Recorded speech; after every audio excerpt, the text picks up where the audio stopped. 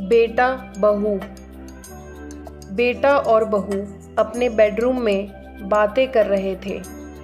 दरवाज़ा खुला होने के कारण उनकी आवाज़ बाहर कमरे में बैठी माँ को भी सुनाई दे रही थी।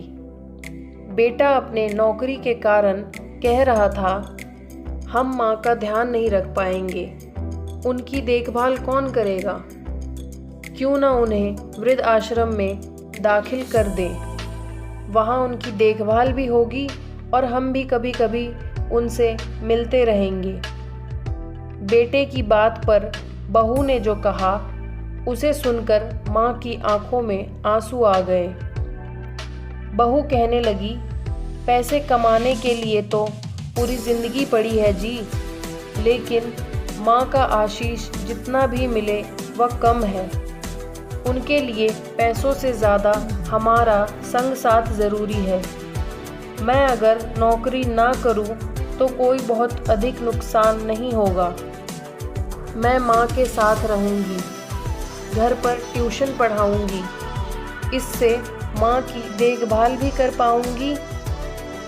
याद करो, तुम्हारे बचपन में ही तुम्हारे पिता नहीं रहे और घरेलू काम धाम करके तुम्हारी माँ ने तुम्हारा पालन पोषण किया, तुम्हें पढ़ाया लिखाया, काबिल बनाया।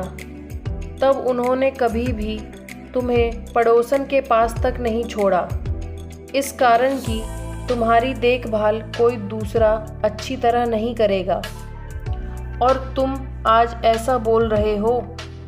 तुम कुछ भी कहो, लेकिन माँ हमारे ही पास रहेंगी हमेशा, अंत तक। बहू की सारी बातें सुनकर माँ रोने लगती है और रोती हुई ही पूजा घर में पहुँचती है।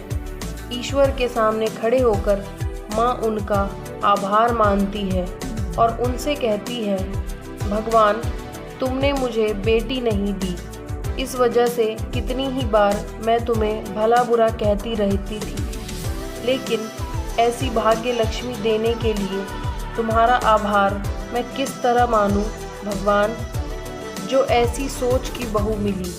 तुम्हारा लाख लाख शुक्र है। कहानी पसंद आई तो वीडियो को लाइक करें और अपने दोस्तों के साथ ज़रूर शेयर करें और ऐसी ही कहानियाँ सुनने के लिए चैनल को सब्सक्राइब करें। Thanks for watching.